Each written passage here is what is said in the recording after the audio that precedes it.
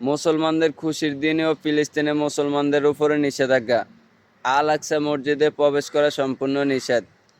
তাই আল আকসা মসজিদের প্রবেশপথেই ফিলিস্তিনের মুসলমানরা নামাজ পড়তেছে, তাও সেখানে আবার শূন্য দিয়ে গড়ে রেখেছে ইসরায়েল। ভিডিওটা সম্পূর্ণ দেখেন এবং কি শেয়ার করে দিবেন। আল্লাহু আকবার।